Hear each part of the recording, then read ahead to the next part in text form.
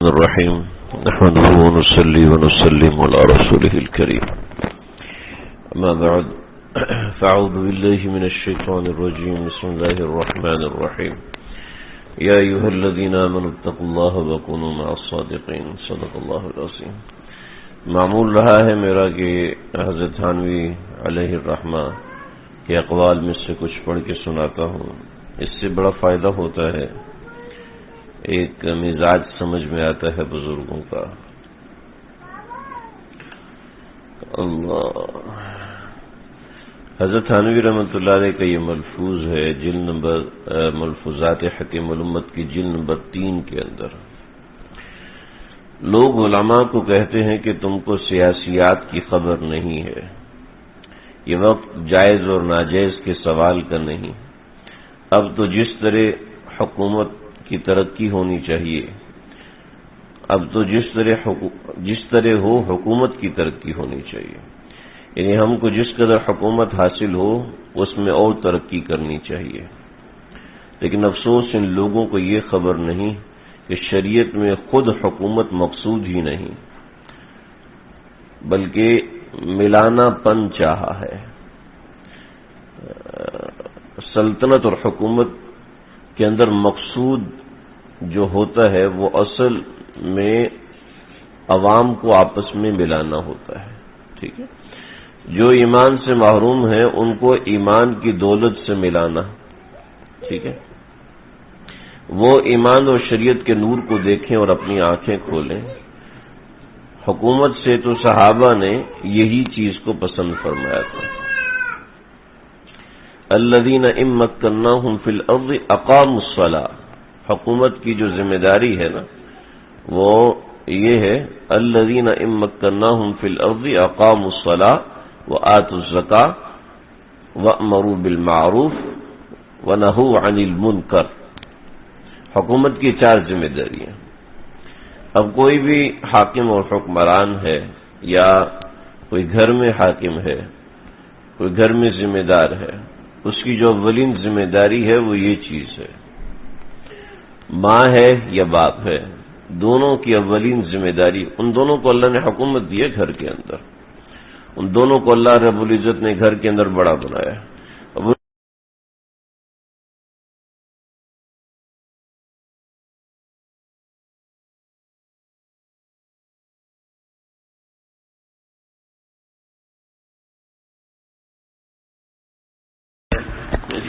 گھر کے اندر اللہ رب العزت ماں کو دی، باپ کو دی.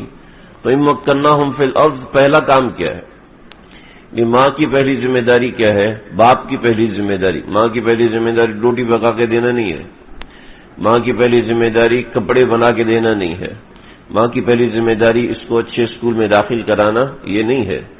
جس نے آپ کو ماں بنایا ہے، جس نے آپ کو والد بنایا ہے، اس کی ذمہ داری اللہ بتا رہے ہیں. 4 ذمہ داریاں اللہ نے سب سے پہلے دی. الذین ان مکناہم فی الارض، اس سے صرف ہماری سیاسی پارٹیاں مراد نہیں ہیں، بلکہ جس شخص کو بھی اللہ نے اختیار دیا زمین کے اوپر، اس کی ذمہ داری بنیادی طور پہ ذمہ داری. میں ان چیزوں کو آبزرو جو میں نے کیا ہے تو شدید افسوس ہوتا ہے. بہت سی سوسائٹیز ہیں، ان کے گروپس بنے ہوئے ہیں، سوسائٹیز کے گروپس بنے ہوتے ہیں اور وہ اس کے اندر مسائل کو ڈسکس کرتے ہیں. جی ہماری سوسائٹی میں پانی کا مسئلہ ہے، اس کو کیسے سالو کیا جائے، کیونکہ آج کل میٹنگ تو ہوتی نہیں ہے تو لوگ گروپس کے اندر ان بات کو شیئر کرتے ہیں، اپنا مسئلہ بتاتے ہیں، اس کے اوپر سولوشن ہوتا ہے. تو جو بھی جدید سوسائٹیاں بنی ہیں، بطور مثال فلیٹس بنے ہوئے ہیں، 4 فلیٹس بنے ہوئے ہیں، 4 بلڈنگ بنی ہیں، ان سب کا ایک گروپ بن جاتا ہے اور وہ سارے بتاتے جی آج ہمارے پورشن کے اندر پانی نہیں آیا، آج ہمارے پورشن کی بجلی خراب تھی، الیکٹریشین نے یہ دھوکہ دیا وغیرہ وغیرہ. تو اس طریقے سے معاملہ ہوتا ہے. تو لوگ آپس میں کمیونیکیٹ کرتے ہیں، آپس میں ملتے ہیں. تو اس کے اندر سب سے پہلی اور بنیادی بات اپنے حکمرانوں سے جو شکوہ ہوتا ہے وہ یہ ہوتا ہے کہ یہ پانی کا بندوبست نہیں کرتے. یہ شکوہ ہوتا ہے ان کے مینجمنٹ صحیح نہیں ہے. یعنی عوام بھی اس چیز کو بھول گئی ہے کہ ذمہ داری حکمرانوں کی کیا ہے. اور وہ خود بطور حکمران جب ہوتے ہیں، یعنی گھر کے سربراہ کے طور پر ہوتے ہیں یا کسی سوسائٹی کے سربراہ کے طور پر ہوتے ہیں، ان کا سب سے پہلا فوکس ہوتا ہے کہ لوگوں کی خدمت کی جائے. کہ حکمران تو لوگوں کی خدمت کے لیے ہوتا ہے نا. حکمران تو لوگوں کو سیاسی شعور دینے کے لیے ہوتا ہے. اللہ قرآن میں کیا بتا رہے ہیں؟ جو گھر کا بڑا ہے، جو حکمران ہے، اس کی ذمہ داری کیا ہے؟ جو ایک بڑا گھر کا ہے اس کی ذمہ داری جو ہے وہ اللہ رب العزت نے واضح کی. سب سے پہلی ذمہ داری اقام الصلاۃ، عبادات کی طرف لے کر جائے، بدنی عبادت کی طرف اولاد کو متوجہ کرے. یہ ماں کی ذمہ داری ہے، باپ کی ذمہ داری ہے. اس کی تیاری کب سے ہوتی ہے؟ جب سے بچے چھوٹے ہوتے ہیں. جب ماں اپنے بچوں کے سامنے نماز میں سجدے میں گر کے اللہ کے سامنے روئے گی، گڑ گڑائے گی.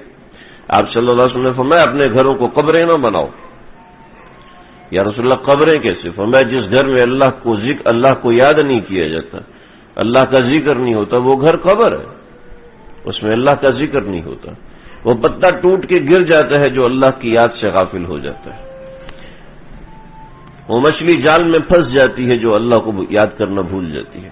وہ ڈالی خشک ہو کے کٹ جاتی، وہ درخت خشک ہو جاتا ہے اور وہ بالکل ایک تنا بن جاتا ہے جو اللہ کو یاد کرنا بھول جاتا ہے. وہ درخت پھل نہیں لا پاتا جو اللہ کو یاد کرنا بھول جاتا ہے. ہم اپنی اولاد کو کیسے پالیں کہ بغیر ذکر اللہ، اولاد کو نہ ذکر کی، نہ اولاد کے سامنے اللہ کو یاد کیا جائے، نہ اولاد کے سامنے اللہ اور اس کے رسول کا تذکرہ کیا جائے. جب وہ چھوٹے ہیں ان کے کانوں میں ہم اذان دیتے ہیں، اذان سے سمجھ میں آتا ہے کہ ان کے رگو پے میں ہم اللہ کا نام پیوست کر رہے ہیں، تو ان کو ضرورت ہے. تو اقام الصلاح، نماز قائم، یعنی ایسا مزاج قائم بنایا جائے گھر کے اندر، ایسا ماحول گھر میں بنایا جائے کہ ایک نماز کا ماحول ہو، بچوں کو جائے نماز سے الفت ہو، محبت ہو. وہ اماں ابا کی نقل میں جائے نماز پہ سجدے کریں. گھر کے اندر بچوں کے سامنے کبھی نماز کا دستور چلے، نماز کی تعلیم چلے، اور اس طرح کی چیزیں ہونی چاہیے. اقام الصلاح. سیدنا عمر بن خطاب رضی اللہ تعالیٰ نے اپنے عمال کو جو خط لکھا تھا، یعنی اپنے گورنروں کو ان کی گورنری کے تقرر کے بعد جو سب سے پہلے پیغام حکومت کی طرف سے بھیجا تھا کہ حکومتی میسنجر آپ کے پاس سے خط لے کے آیا امیر المؤمنین کی طرف سے حکومتی احکامات کے ساتھ. اور وہ احکامات کیا تھے؟ سب سے پہلا حکم، اے میرے حکمرانوں، اے میرے عمال، سب سے پہلے ان اہم امرکم عندی الصلاۃ، میرے نزدیک تمہارا سب سے اہم ترین عمل جو ہے وہ نماز ہے. ان اہم امرکم عندی الصلاۃ فمن حفظها حفظ الدین کلھا، جس نے نماز کو محفوظ کیا اس نے سارے دین کو محفوظ کیا. فمن ضیعها، جس نے نماز کو ضائع کر دیا، فهو لما سواه اضیع، وہ دیگر چیزوں کو اس سے بہتر ضائع کرے گا. اب آپ دیکھیں، نماز کی قیام کا حکم ہے، نماز پڑھنے کا حکم نہیں ہے. نماز کا قیام کیا ہوتا ہے؟ انسان اپنے آپ کو اللہ کے سامنے حاضر کرے.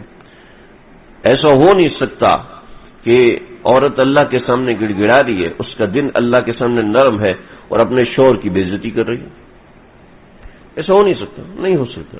اجتماع ضدن محال ہے. یعنی ایک ہی وقت میں آپ کو سردی بھی لگ رہی ہے اور ایک ہی وقت میں آپ کو گرمی بھی لگ رہی ہے. ایسا ہو سکتا ہے؟ نہیں ہو سکتا. ٹھیک ہے. کسی نے کہا نا، ہمارے والد صاحب کوئٹہ میں جب ان کی پوسٹنگ ہوئی تو کہنے لگے کہ مجھے خان کی بات بہت یاد آتی ہے. کہ کیا بات ہے؟ کہنے لگے کہ وہ کہتے یہ سردی بہت ہی گندی چیز ہے، نہ خدا کو مانتی ہے نہ رسول کو مانتی ہے، یہ 2 کلو روئی کو مانتی ہے رضائی کو مانتی ہے، نہ خدا کو مانتی ہے نہ رسول کو مانتی ہے، 2 کلو روئی کو مانتی ہے. تو ایسا دستور ہے کہ ایسا نہیں ہو سکتا کہ سردی بغیر رضائی کی ختم ہو جائے. بغیر رضائی کے ویسے ایک اور صاحب نے کہا گرمی املی کا شربت پینے اور گنے کا شربت پینے سے نہیں جاتی، ٹینڈ کرانے سے نہیں جاتی، درختوں کی تعداد بڑھانے سے گرمی واپس جاتی. عجیب لوگ. تو ایسا نہیں ہو سکتا کہ ایک ہی وقت میں سردی بھی لگ رہی ہو، ایک ہی وقت میں گرمی بھی لگ رہی ہو. نہیں ہوتا نا. پسینہ بھی آ رہا ہے اور کبکبی بھی ہو رہی ہے سردی کی وجہ سے. ایسا نہیں ہوتا. اگر ایسا ہو رہا ہے تو اس کا مطلب آپ بیمار ہے نا. ایسا بیماروں کے ساتھ، صحت مند انسان کے ساتھ ایسا نہیں ہوتا. ایسا نہیں ہو سکتا کہ اللہ کے سامنے خوش اور خضوع اور بیوی کو تھپڑ پہ تھپڑ مارے جا رہا، اللہ کے سامنے جھکا ہے اور آنسوں سے سجدہ گاہ کو ترک کیا ہوا ہے اور حرام بھی کھا رہا ہے. ایسا نہیں ہوتا. عام طور پہ ایسا نہیں ہوتا. ہاں کوئی خاص چیز ہو تو ایک الگ بات ہے، لیکن عام طور پہ ایسا نہیں ہوتا. کہ وہ نماز ان الصلاۃ تنہی عن الفحشاء والمنکر، نماز آپ کو بے حیائی سے روکتی ہے، نماز آپ کو برائی سے روکتی ہے۔ اگر ہماری نماز ہمیں برائی سے نہیں روک رہی تو اس کا مطلب ہے ہماری نماز وہ نماز نہیں ہے۔ ان الصلاۃ، قرآن میں اللہ نے فرمایا ہے ان الصلاۃ تنہی عن الفحشاء، اس کا مطلب ہے نماز وہ نماز نہیں ہے۔ شریعت کے احکامات متوجہ ہونے میں 7 سال باقی ہیں یا 4-5 سال باقی ہیں۔ اللہ کے پیغمبر رحمت للعالمین، اللہ کی رحمت کا مظہر جو زمین کے اوپر آج بھی موجود ہے، سرور کائنات، سرور دو جہاں آقا مدنی صلی اللہ علیہ وسلم نے فرمایا مروا اولادکم بالصلاۃ اذا كانوا 70، جب وہ 7 سال کے ہو جائے ان کو نماز پڑھاؤ۔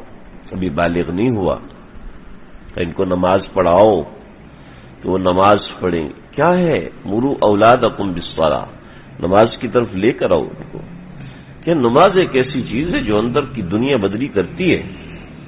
اگر ہماری نماز ہمارے اندر کی دنیا بدلی نہیں کر رہی تو نماز قابل غور ہے۔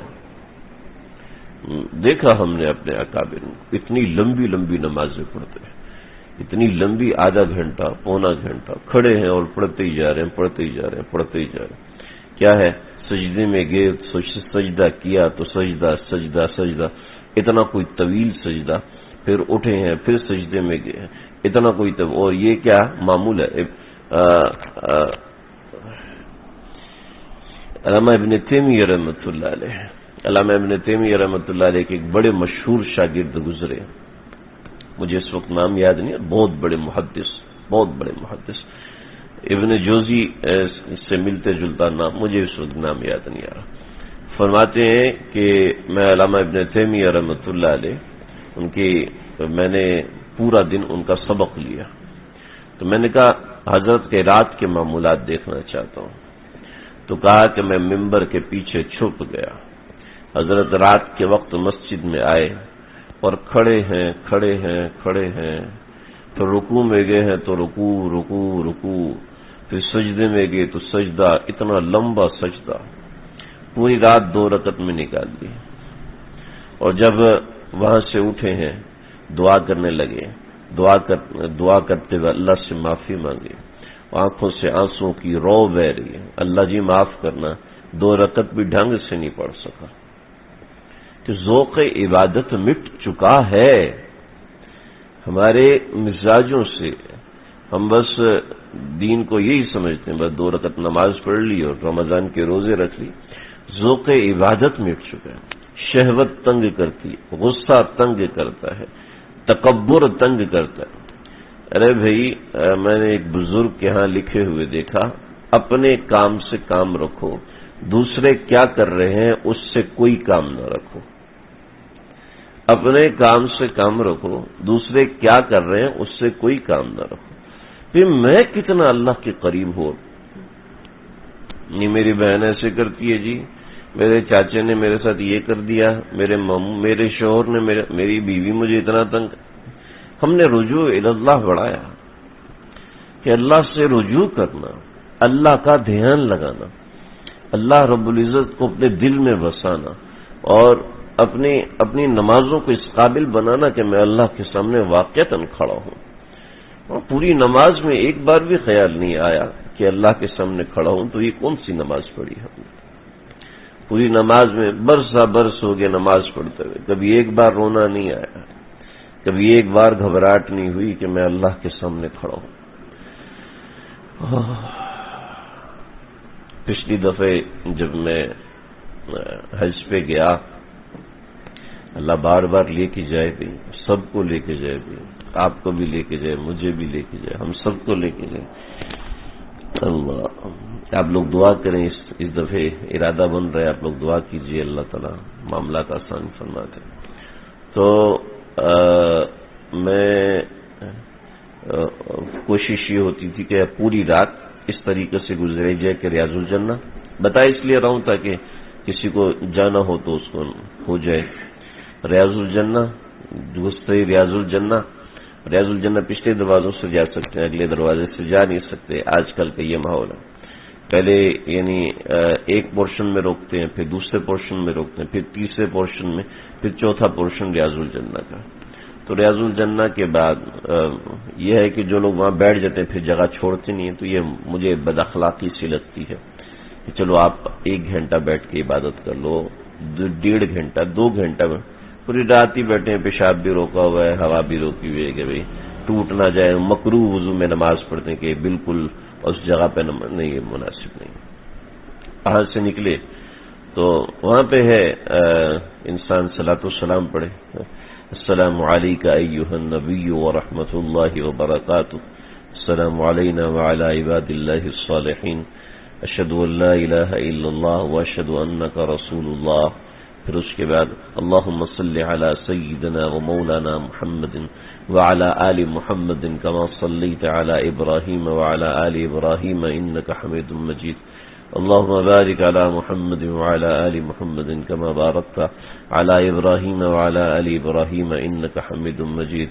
اے پیارے آقا صلی اللہ تعالی علیہ وسلم، بندہ ناچیز اور ناکارہ، حقیر اور فقیر، آپ کی خدمت اقدس میں سلام پیش کرتا ہے. آپ کو اللہ رب العزت نے جو شفاعت کا پروانہ دیا ہے، اس شفاعت کے پروانے میں مجھ ناکارہ کو بھی یاد ہے. تو اس طریقے سے صلاۃ والسلام پیش. تو یہ کتنی دیر لگے گی؟ زیادہ سے زیادہ 2 منٹ 3 منٹ، اور اتنی دیر میں آپ کو 4-5 دھکے پڑ چکے ہوتے ہیں کہ آگے نکل جائیں. تو اس دن کیا ہوا، تقریباً رات 1:30 بجے کا وقت ہوگا، 1:30 سے 2:30 کے درمیان کا وقت ہوگا. تو یہ وہاں جو شرطے ہوتے ہیں وہ تو ظاہر بات ہے کسی کو نہیں دیکھتے نا، وہ پیچھے والوں کو بھی دھکے دیتے ہیں، آگے والوں کو بھی دھکے دیتے ہیں. تو ایسا ہوا کہ پیچھے والوں کو دھکا دیا، تم لوگوں نے نہیں آنا. وہاں سے دروازہ رات کے 2:30 بجے تھے، وہ باب السلام کو انہوں نے تھوڑی دیر کے لیے بند کیا، کچھ مینٹیننس کرنے 2-4 منٹ کے لیے بند کیا. پیچھے کے بندے ختم ہو گئے. میں تھوڑا سا آگے نکل کے پھر تھوڑا پیچھے ہو گئے، تھوڑا آگے نکل کے تھوڑا پیچھے ہو گئے، تاکہ جتنا زیادہ موقع مل جائے. وہ کرتے کرتے میں سب سے پیچھے ہو گیا، اور آگے والوں کو انہوں نے دھکا دیا، وہ سب نکل گئے. اب روزہ رسول صلی اللہ علیہ وسلم کے سامنے میں اکیلا، بالکل اکیلا. پیچھے دیکھا، پیچھے بھی کوئی نہیں آ رہا. اب روزہ رسول صلی اللہ علیہ وسلم خالی ہے. میں دعا کروں یا یہ کوئی دھکا دے کہ مجھے یہاں سے ہٹائے، میں تو خود ہزار بار ہٹنا تو سوال ہی پیدا نہیں ہوتا. اور روزہ رسول کے بالکل سامنے وہ جو پٹیاں تھیں انہوں نے ہٹائی ہوئی تھی، بالکل سامنے. آپ یقین کیجئے اگر 2 سے 4 منٹ مزید رک جاتا میں سمجھتا میری جان نکل جائے گی. ایسی شدید گھبراہٹ، ایسی کہ مجھ جیسا گنہگار آدمی پوری دنیا کے اندر میں اکیلا آپ کے سامنے کھڑا ہوں. یعنی ایسی شدت کے ساتھ پریشانی، ایسی مجھے گھبراہٹ. باہر میں آ کے تھوڑی دیر کے لیے لیٹ گیا، اپنا آپ کو متوازن کیا، سکون لایا، پتہ نہیں کیا ہو جائے گا، اندر جیسے آگ لگ رہی ہے. یعنی برداشت نہیں ہوئی. تصور تھا نا، وہاں شرطے بھی تو کھڑے ہوتے ہیں، ان کو تو کوئی کمر کر کے کھڑے ہوتے ہیں، ان کو تو کوئی پرواہ نہیں ہوتی. تصور تھا. میں نے یہ سوچا، دل میں یہ بات بار بار آئی کہ رسول اللہ صلی اللہ علیہ وسلم کے سامنے کھڑے ہونے کی ہمت نہیں تھی. نہیں، ٹانگوں میں جان ختم ہو گئی، یعنی چلنے نہیں ہو رہا، میں گر گیا رہا. مجھے لیٹا رہا، گرم فرشتہ میں کوئی مسئلہ نہیں. 2:30 بجے گئے تھے، تھوڑا سا ایسا تھا قابل برداشت تھا. لیٹا رہا کافی دیر، کوئی بات نہیں. جب 15-20 منٹ کے بعد تھوڑی سی جان آئی تو پھر اٹھا. رسول اللہ صلی اللہ علیہ وسلم کے سامنے کھڑے ہونے کی ہمت نہیں، حالانکہ درمیان میں کئی حجاب ہے. تو اللہ کے سامنے تو ہم روزانہ کھڑے ہوتے ہیں. وہ کتنے غفور الرحیم ہیں، وہ کتنے معاف کرنے والے ہیں کہ پھر بھی ہمیں اپنے سامنے کھڑے ہونے کی توفیق دیتے ہیں. ہم پھر ناقدری کرتے ہیں، وہ پھر کھڑا ہونے کی توفیق دیتے ہیں. ہم پھر ناقدری کرتے ہیں، وہ پھر کھڑا ہونے کی توفیق دیتے ہیں. احکم الحاکمین کے سامنے کھڑا ہو. میں ایک مرتبہ کوئی صاحب حال ہمارے ایک استاد جی کے سامنے آئے، کوئی صاحب حال کہنے لگا کہ رو رہے روتے جا رہے. وہی کیا ہوا؟ رونے دو، کوئی بات نہیں، اس کو ٹھنڈا ہونے دو. کیا ہوا؟ وہ میں نے نماز میں جب ہاتھ باندھے نا تو میرا ہاتھ ایک نیچے لٹکا رہ گیا. اس کو لے کے جائیں گے، اس کو لے کے جائیں گے۔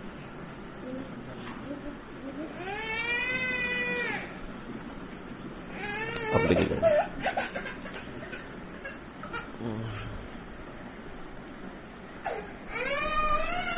لگا کہ میں جب نماز میں ہاتھ باندھے نا تو ہاتھ میرا یوں لٹکا نیچے رہ گیا۔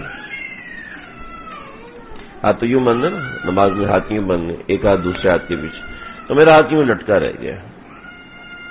کب وہ لٹکا رہ گیا مجھے خیال آیا تو میں گھبرا گیا کہ یہ ہاتھ یوں کروں گا تو کوئی بے ادبی تو نہیں ہو جائے گی کرنے کے، لیکن مجھ سے یہ ہاتھ دوبارہ ادھر رکھا نہیں گیا۔ میں نے پوری رکعت ایسے پڑھی ہے، میری نماز ہو گئی۔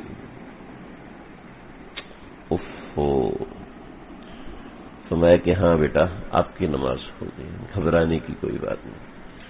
اس سے سمجھ میں آیا کہ بعض لوگ اللہ کے سامنے کھڑا ہونے کا حق ادا کرتے ہیں، پھر ان کو سمجھ میں آتا ہے ہائے کاش کہ قبول ہو جائے، اور ہمیں یہ خیال بھی اگر نہیں آ رہا تو اس کا معنی یہ ہے کہ غفلت ایک ایسی آنکھوں پہ چھائی ہوئی ہے جو سب کچھ نظر آتے ہوئے بھی ہم نابینا ہیں، سب کچھ دکھائی دیتے ہوئے بھی ہم اندھے ہیں، ہمیں کچھ سمجھ میں نہیں آ رہا، ہمیں کچھ سجھائی نہیں دے رہا، ہمیں کچھ دکھائی نہیں دے رہا۔ مفتاح کل شیء، ہر مسئلے کی چابی، مسئلہ بند دروازہ نا، ہر مسئلہ بند دروازہ، اس کی چابی تشبیہ دی اللہ نے۔ ہر مسئلہ بند دروازہ ہے، ایک کمرے کا بند دروازہ ہے، اس میں اس مسئلے کا حل ہے، اس کی کنجی اللہ نے نماز کو قرار دیا۔ ہر مسئلے کا حل ہے نماز۔ ہم تو پڑھ رہے ہوتے ہیں پھر بھی مسئلے حل نہیں ہوتے تو ہمارا یقین ختم ہو جاتا ہے۔ اصل میں ہم وہ چابی لگا ہی نہیں رہے، ہمارے پاس چابی رکھی ہوئی ہے، ہم وہ لگا ہی نہیں رہے، تو مسئلہ کیسے حل ہو؟ اللہ اس مسئلے کو کا سامنا کرنے کی طاقت عطا فرماتے ہیں، ہمت عطا فرماتے ہیں۔ تو یہ چیز ہے۔ تو فرمایا کہ صاحب گھر، حکمران، ان سب کا جو سب سے پہلی ذمہ داری ہے وہ اقام الصلاح، نماز کا قائم کرنا، اپنے اولاد کو ترغیب دے، اپنے شاگردوں کو ترغیب دے کہ دیکھو بیٹا کچھ بھی ہو جائے نماز نہیں رہنی چاہیے، کچھ بھی ہو نماز نہیں رہنی چاہیے۔ میں ایک جگہ سفر پہ تھا تو مجھے فون آیا کسی صاحب کا، تو انہوں نے کہا جی وہ نماز رہ گئی تھی تو اب میں کب اس کی قضا کروں؟ میں نے کہا بھائی صاحب آپ صاحب ترتیب ہیں یا نہیں؟ لیکن نہیں صاحب ترتیب یہ کیا ہوتا ہے؟ میں نے کہا آپ کی زندگی میں کوئی پیچھے نماز باقی ہے؟ بہت ساری ہیں۔ میں نے کہا پھر تو آپ پڑھ لیں، کوئی مسئلہ نہیں۔ فون بند کر، تو جو میرے ساتھ تھے انہوں نے کہا کیا مطلب ہے آپ نے جو تم نے جو اس سے بات کی اس کا مطلب کیا ہے؟ تو میں نے کہا دیکھو اگر ایک شخص صاحب ترتیب ہے کہ بالغ ہونے کے بعد سے لے کر آج تک اس کی کوئی نماز قضا نہیں ہوئی، آج تک اس کے ذمے کوئی قضا نماز نہیں ہے، اب کیا کرنا ہے؟ اب یہ ہے کہ اگر اس کی کوئی نماز قضا ہو جاتی ہے تو اس کو پہلے وہ قضا ادا کرنی، اس کے بعد اپنی نماز پڑھنی ہے۔ جماعت ہو رہی ہے، اب جماعت میں شامل ہونا اس کے لیے درست نہیں ہے، اس کی نماز ہی نہیں ہوگی۔ اس کو اپنی پہلے وہ والی قضا پڑھنی ہے، اس کے بعد نماز میں شامل ہوگا، بھلے سے ایک رکعت دو رکعت نکل جائے اس کی۔ تو سر پکڑ کے تو یعنی صاحب ترتیب ہونا ضروری ہے۔ میں کہا کیا مطلب ہے؟ کہتے ہم تو سمجھتے کہ قضا تو اللہ تو گناہ ہو گیا تو معاف ہو گیا۔ استغفر اللہ، انا للہ و انا الیہ راجعون، استغفر اللہ استغفر۔ یعنی مومن ہونے کے ناطے، مسلمان ہونے کے ناطے ہمیں پتہ ہی نہیں ہے کہ ہمارے ذمہ قضا نمازیں بھی ہوتی ہیں، ہم جانتے ہی نہیں۔ یہ دین کی بہت ہی بنیادی چیزیں ہمیں نہیں پتہ ہوتی۔ ایک جگہ میں نے بیان کیا، ایک بادشاہ کا قصہ سنا ہے کہ بادشاہ کا جو وزیر تھا اس کی انگلی کٹ گئی، تو اس نے کہا اس میں بھی اللہ کی کوئی خیر ہوگی۔ سنا ہے نا واقعہ؟ بادشاہ کا وزیر تھا، اس کی انگلی کٹ گئی تو اس نے کہا اس میں بھی کوئی خیر ہوگی۔ بادشاہ نے کہا میری انگلی کٹ گئی، تو کہہ رہے اس میں خیر ہوگی، اس کو ڈالو جیل کے اندر، جیل میں ڈال دیا۔ اب بادشاہ گیا کسی جنگل میں شکار کرنے کے لیے، اور شکار کرتے کرتے اس کی بگھی دور نکل گئی، تو جا کے ایک قبیلے والوں نے پکڑ لیا، انہوں نے کہا کہ ہم ہر سال ایک امیر آدمی کی قربانی دیتے ہیں، آج تو مل گئے، چل تیری قربانی دیتے ہیں۔ جب قربانی دینے کے لیے اس کو کاٹنے لگے، دیکھا اس کی تو انگلی نہیں ہے، کہا یہ تو معذور ہے، اس کی تو قربانی ہوتی نہیں، چھوڑ دیا۔ تو بادشاہ واپس آیا، کہا نکالو وزیر کو، بلایا، کہا بھئی یہ کیا ہے؟ تم نے کہا تھا اس میں خیر ہوگی، واقعی اس میں خیر ہے، واقعی اس میں خیر ہے، لیکن میں نے جو تجھے قید کیا ہے اس میں کون سی خیر تھی؟ کہ آپ کی بگھی کے اوپر میں آپ کے ساتھ ہوتا ہوں، آپ کی قربانی تو جائز نہیں تھی، میری انگلیاں تو سلامت تھی، لہذا میرے جیل میں جانے میں بھی خیر تھی۔ تو مجھے فرمایا کہ دیکھو یہ جو واقعہ ہے یہ ایسے نہیں ہے۔ کیا کیسے ہے؟ کہ واقعہ ایسے ہے کہ اس نے کہا کہ اس میں کوئی حکمت ہوگی، اس میں کوئی حکمت ہوگی، خیر ہوگی، شر کے معاملے کو خیر کہنا یہ کیسے درست ہے؟ میں خلیل احمد سہارنپوری صاحب رحمۃ اللہ علیہ، ان کا بیٹا، اس نے کوئی برتن اٹھایا، مٹی کا برتن تھا، نیچے گر کے ٹوٹ گیا، تو آپ صلی اللہ علیہ وسلم نے فرمایا نا کہ ان دل انائی عمر، برتنوں کی عمر ہوتی ہے، ایک عمر کے بعد وہ بھی ٹوٹ جاتے ہیں، ختم ہو جاتے ہیں، تو برتنوں کے لیے عمر ہوتی ہے۔ تو ان کی والدہ نے کہا کہ کوئی بات نہیں بیٹا، اس میں بھی خیر ہے۔ تو میں نا یہ معتزلہ کا عقیدہ ہے کہ خیر کا مالک اللہ ہے اور شر کا مالک اللہ نہیں ہے۔ والقدر خیرہ وشرہ من اللہ، خیر بھی اللہ کی طرف سے ہے اور شر بھی اللہ کی طرف سے، لیکن ہم شر کو عام طور پہ اللہ کی طرف منسوب نہیں کرتے کہ بے ادبی ہو جاتی ہے، لیکن شر کا پیدا کرنے والا بھی تو اللہ ہے نا، بچھو کو بھی تو اللہ نے پیدا کیا ہے، یا بچھو کو لات منات اور روزات نے پیدا کیا، سانپ کو بھی تو اللہ نے پیدا کیا، خلق الموت والحیات، موت کو بھی اللہ نے پیدا کیا، حیات کو بھی اللہ نے پیدا کیا۔ موت تو شر ہے نا، موت تو خیر نہیں ہے نا۔ نقصان ہو گیا، ایکسیڈنٹ ہو گیا تو خیر ہوا، بھلائی ہوئی؟ نہیں، بھلائی نہیں ہوئی، نقصان ہوا۔ جب نقصان ہوا تو اس میں حکمت ہوگی، میں اپنا عقیدہ صحیح کر لوں۔ بڑوں کی باتیں بڑی ہوتی، میں اس میں عقیدہ صحیح کرو کہ اس میں اللہ کی طرف سے حکمت ہوگی۔ اس میں یہ کہنا کہ خیر ہوگی، یہ تو سمجھ لو کہ آپ کہتے ہو کہ شر تو ہے ہی نہیں کوئی بھی، حالانکہ شر بھی موجود ہے۔ بادشاہ کی انگلی کٹی تو خیر ہے شر ہے؟ شر ہے، بری چیز ہے۔ ایکسیڈنٹ ہوا، بندہ مر گیا، خیر ہے شر ہے؟ جیسے اماں کہنے لگی نا، وہ بچے کے ماتھے پہ گولی لگی اور وہ مر گیا، تو آئی کہتے اوئے ہوئے ہوئے شکر ہے آنکھ بچ گئی۔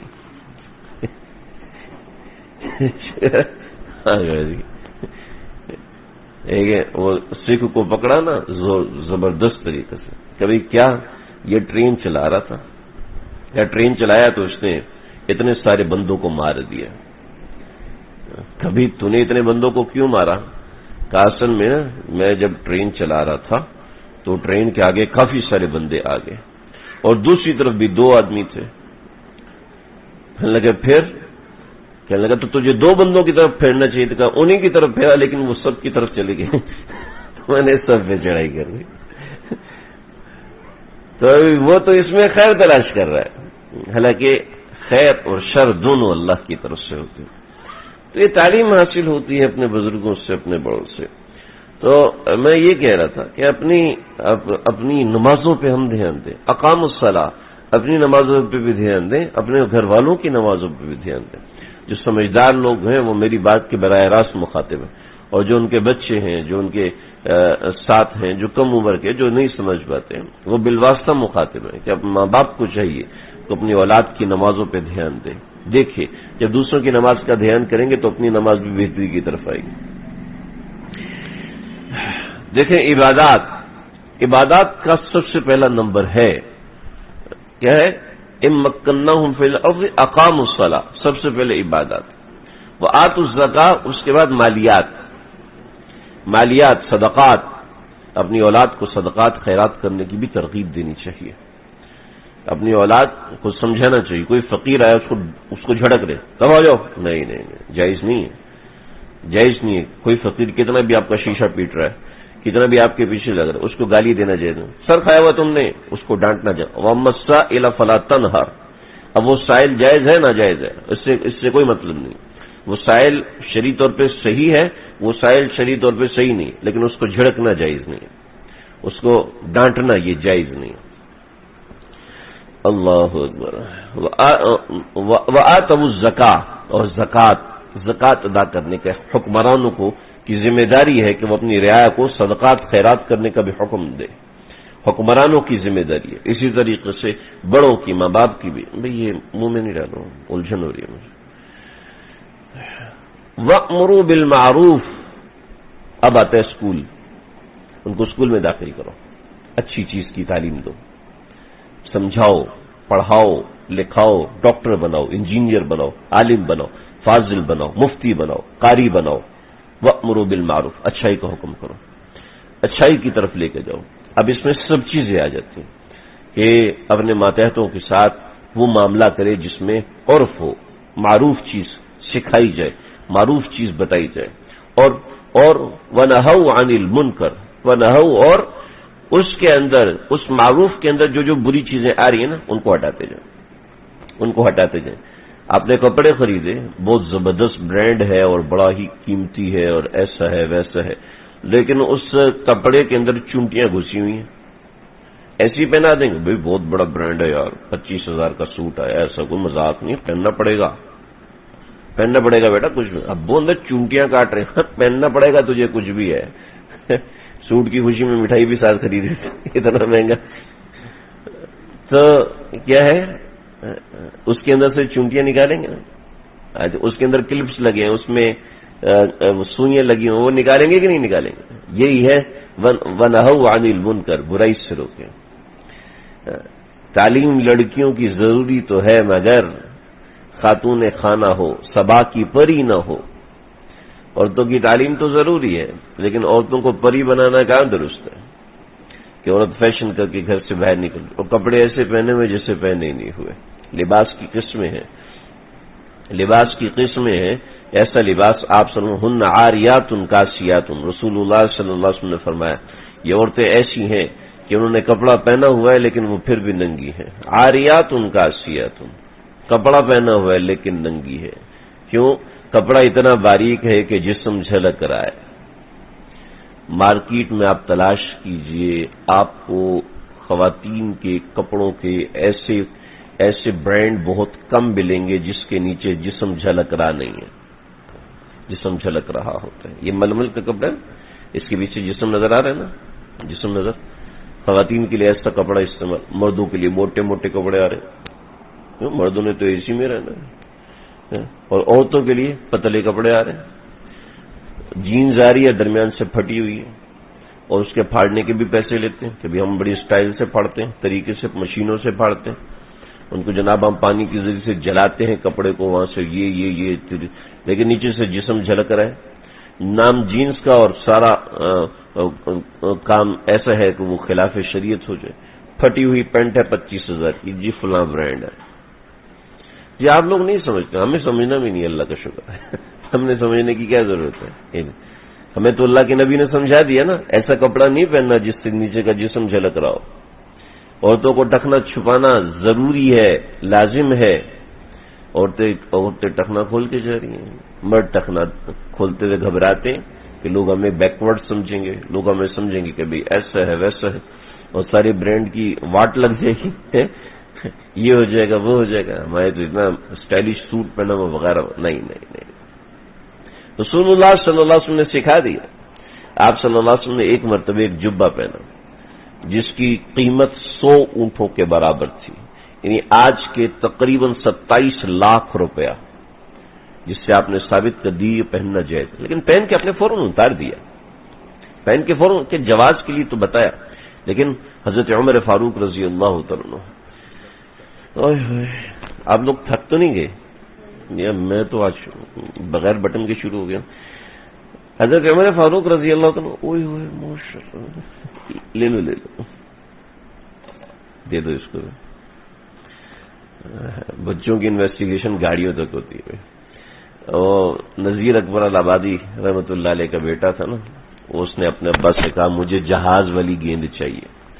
اس زمانے میں کسی بندے نے گیند بنائی تھی جس پہ جہاز بھی نئے نئے آئے تھے, تو اس نے اس کے پر جہاز سلائی کیا ہوا تھا. تو اس زمانے میں کوئی کمپنیاں تو ہوتی نہیں تھیں, اس نے بنائی تھی. وہ کسی بچے کے پاس اس نے دیکھی, پورا بازار چھانا, کہیں سے بھی نہیں ملی. بہت بیٹا اس کا ناراض ہو گیا. 3 سال کا بیٹا, پورا مہینہ ابا سے بات نہیں کی, بات ہی نہیں کی ابا سے. اب یہ بیٹا باہر گیا, پڑھا لکھا, لندن گیا, وہاں سے بیرسٹری کی ڈگری لے کر آیا. نذیر اکبر آبادی جج تھے, بہت بڑے جج تھے. جب یہ بیرسٹر بن کے آیا تو دعوت کی, سارے جج, سارے وکیل, بہت سے لوگ آئے, سب کی دعوت کی. دعوت کے آخر میں جس کے اعزاز میں دعوت, تو اس کو کچھ انعام و اکرام دیا جاتا ہے, اس کے نام کی تقریب. تو دعوت ہوئی, اب سب لوگ کرسیوں پہ آ کے بیٹھ گئے. یہ میرا بیٹا لندن سے بیرسٹر بن کے آیا, اس کو میں یہ دفتر دے رہا ہوں, یہ دے رہا ہوں, اسی کے لیے دعوت کی جاتی ہے. تو اس کو میں ایک ہدیہ دے رہا ہوں. باکسہ نکالا, بکسہ اس کو جا کے ہدیہ دیا. اس نے کھول کے دیکھا, سب کے سامنے کھولا تاکہ سب لوگ خوش ہو جائیں. کھولا تو دیکھا اندر جہاز والی گیند. اس نے ابا کو دیکھا, غصہ چڑھ گیا کہ ابا یہ کیا, لیکن جانتے تھے کہ ابا بہت سمجھدار انسان ہے. تو ابا یہ کیا چیز, یہ آپ مجھے دے رہے ہیں ابھی تو آپ کو مجھے دفتر ہدیہ کرنا چاہیے, کوئی زمین ہدیہ کرنا چاہیے, کوئی گاڑی دینی چاہیے تھی آپ کو مجھے, آپ نے مجھے یہ گیند دیا. کہ بیٹا یہ میں بتانا چاہتا ہوں کہ ہر عمر کا کھیل الگ ہوتا ہے, ہر عمر کا شوق الگ ہوتا ہے. جب تو چھوٹا تھا تو ایک گیند کے لیے مجھ سے پورا مہینہ ناراض رہا. اب یہی گیند میں تمہیں بنوا کے دے رہا ہوں, تم اس کے اوپر غصے ہو رہے ہو کہ یہ کیوں دے رہے ہیں. اس کے لیے تم 1 مہینہ ناراض رہے ہو, اور اس کے لیے تم مجھ سے جھگڑا کر رہے ہو کہ کیوں دے رہے ہیں مجھے. کل کو تم اتنے شوقین تھے اور آج تم اسی سے بیزار ہو. تم ایسا شوق نہ پالیں جس سے ہم کل بیزار ہو جائیں. ایسی چیز کے پیچھے ہم پاگل نہ ہوں جس چیز سے ہم کل بیزار ہو جائیں. سید عمر فاروق رضی اللہ عنہ, میں بتا رہا تھا, حضرت خالد ابن ولید رضی اللہ عنہ کی شکل حضرت عمر سے ملتی تھی, قد بھی ملتا تھا. تو لوگوں نے کہا کہ یہاں جو مسلمانوں کا حکمران آئے گا تو اسی کے لیے ہم دروازہ کھولیں گے, ورنہ نہیں کھولیں گے. چنانچہ حضرت خالد ابن ولید پیچھے گئے, اپنے کپڑے تبدیل کیے اور جاہو جلال خلیفۃ المسلمین جیسا بنایا, اور وہاں سے نکلے اور پہاڑی سے نیچے اتر رہے ہیں. تو لوگوں نے پوچھا یہ تمہارا امیر ہے؟ کہاں یہ ہمارے امیر حضرت عمر فاروق. جنگ الحرب خدعۃ, جنگ تو دھوکہ دینا ہے. تو انہوں نے کہا نہ بابا, اگر یہ عمر ابن خطاب ہے تو پھر تو ہم کبھی دروازہ نہیں کھولیں گے. حضرت عمر کو بلایا, حضرت عمر تشریف لائے تو خاص مقام پہ, حطین کے مقام پہ پہنچے.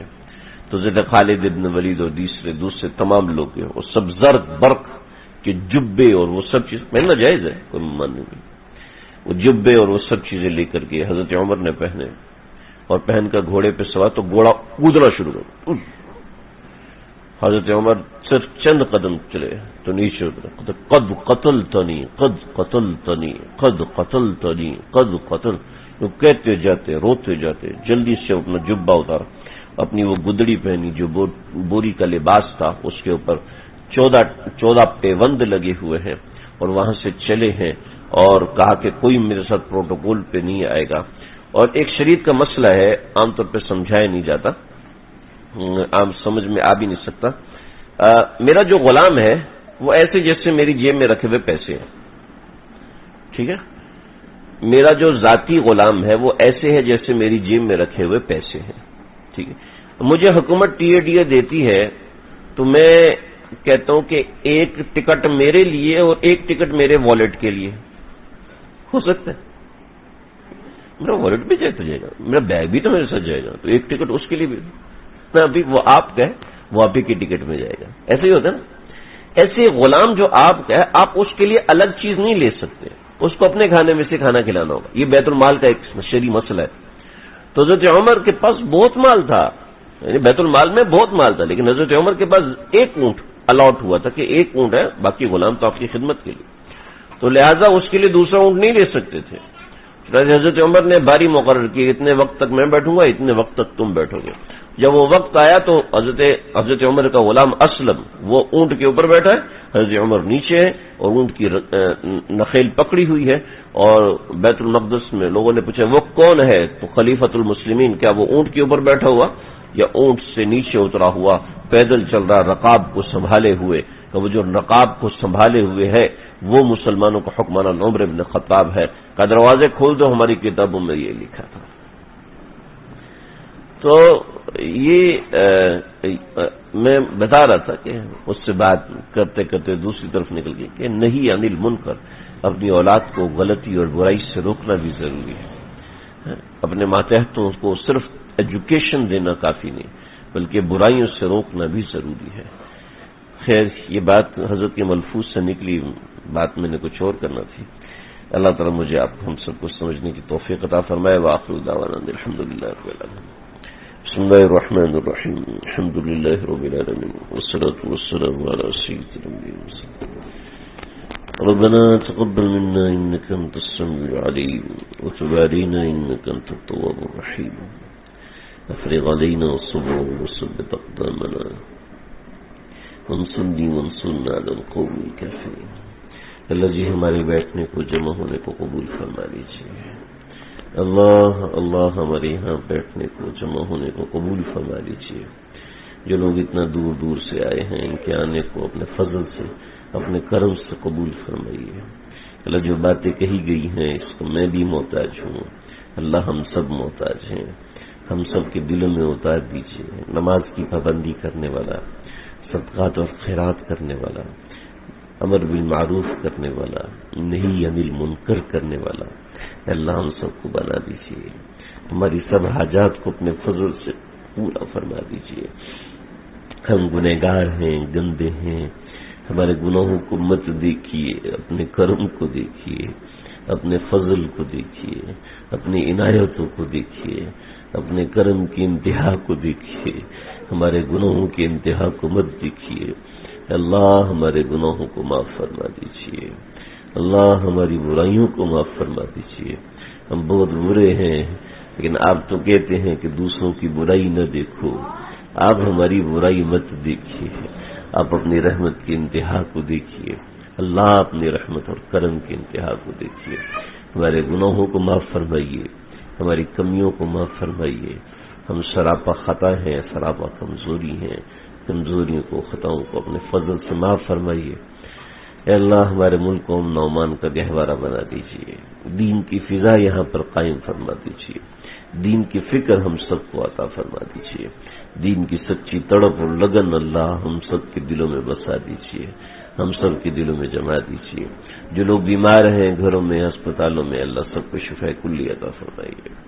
اے اللہ جو لوگوں نے دعاؤں کا کہا ہے ان سب کی دعاؤں کو اپنے فضل سے کرم سے پورا فرمائیے۔ پیارے پیغمبر صلی اللہ علیہ وسلم نے جو جو دعائیں مانگی ہیں ان سب دعاؤں میں ہمارا حصہ عطا فرمائیے۔ جن جن برائیوں سے پناہ مانگی ہے اللہ ان سب سے پناہ عطا فرمائیے۔ اللہ ہم سب کی حاجات کو، ہم یہ جتنے بھی لوگ آئے ہیں جس کے دل میں بھی جو جائز حاجت ہے اے اللہ اس کی حاجت کو اپنے فضل سے کرم سے پورا فرمائیے۔